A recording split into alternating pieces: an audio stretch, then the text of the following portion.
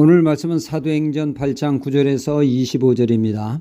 예수님이 어느 날 세 제자 야고보와 요한 그리고 베드로와 함께 변화산에 오르게 됩니다. 그곳에서 그들은 놀라운 광경을 목도하게 되죠. 예수님과 함께 그 유명한 모세가 선지자 중에 선지자 엘리야가 주님과 대화 나누는 모습을 보게 되죠.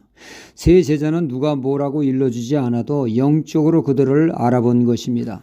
말로만 듣던 모세, 엘리야, 이게 보통 은혜가 아니죠. 큰 은혜를 받은 베드로가 이곳에 초막 셋을 짓고 싶다고 합니다. 마냥 이곳에 머무르고 싶다는 말이죠. 그러나 주님은 이를 허락하지 않으시고 내려가지 하셨죠. 우리는 자칫 하나님의 은혜를 받아 그 은혜를 마냥 누리려고 하는 것이 사람의 마음입니다. 하지만 하나님은 은혜 받은 자가 앞장서 하나님의 일에 나서기를 원하시죠. 부활하신 예수님이 40일간 제자들에게 이런저런 말씀을 주셨습니다. 하나님의 나라에 대하여 성령 받는 것에 대하여 말씀하시면서 성령을 특히 강조하셨습니다. 부활하셔서 낙심과 좌절 속에 있는 제자들에게 성령을 받으라 하셨고, 사도행전 1장 8절에서는 오직 성령이 너희에게 임하시면 너희가 권능을 받고 예루살렘과 온 유대와 사마리와 땅끝까지 이르러 내 증인이 되리라 말씀하셨습니다. 그러니까 성령께서는 우리의 신앙을 온전케 하기에 반드시 성령님의 역사 속에서 신앙생활을 하라는 말씀입니다. 사실 주님의 제자들이 부름받았을 때 그들은 생업과 가정, 부모를 뒤로하고 오직 주를 위해 헌신했으나 여전히 세상적인 것이 그들을 사로잡고 있었죠. 그들은 어떻게 하면 예수님에게 출세하는 인간적인 생각이 뿌리 깊게 자리 잡고 있었습니다. 제자들 간에는 살벌한 라이벌 의식이 감돌았죠. 그러므로 제자들 간의 충돌과 견제가 늘 있었습니다. 그들은 주님이 부활하기까지 부활을 목격하고도 신앙은 좀처럼 변하지 않았습니다. 부활하신 주님을 목격하고도 그들은 7명의 제자들이 고기 잡으러 갑니다. 영혼을 구원하러 가는 것이 아니었죠. 남들에게 복음을 전하기 이전에 그들의 신앙이 뭔가 정리가 되지 않았음을 알 수가 있습니다. 이것을 한 번에 해결하며 그간 주님의 가르침이 확 살아나는 길은 오직 성령으로 충만해지는 것이라고 주님은 말씀하시며 성령을 사목해 하신 것입니다. 그들이 기도 중 성령을 받음으로 그들의 신앙은 확고하게 세워지게 되었습니다.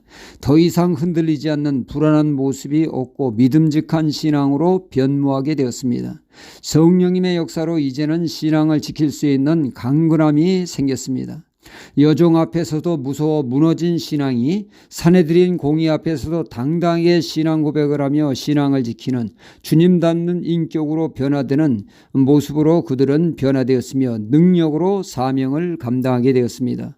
성령 충만함에 젖어 은혜를 누리고 있을 때 스데반 집사님의 순교와 그로 인한 박해는 은혜에 취해 있던 초대교회를 사방팔방으로 흩어져 복음을 증거하는 계기가 되어 사도행전 1장 8절의 말씀처럼 땅끝까지 복음 증거를 위한 발걸음을 뛰게 한 것이죠.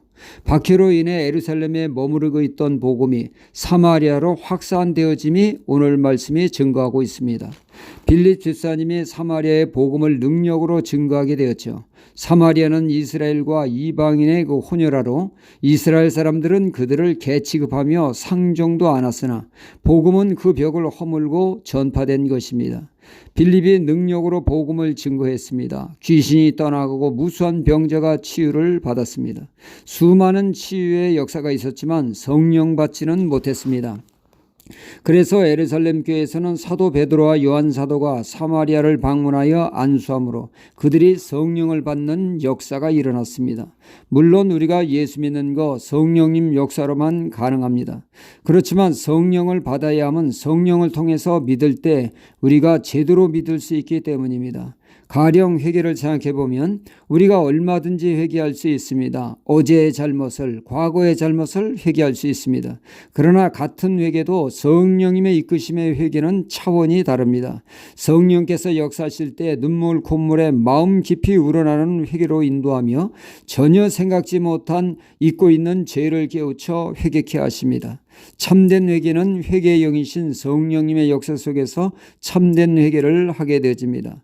고로 제대로 믿으려면 우리는 성령을 받아 성령님의 이끄심 받는 신앙생활을 해야 한다는 것입니다.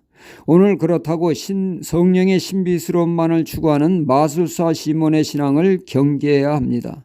성령님의 이끄심에 성령님의 열매를 맺는 멋진 신앙이 됩니다.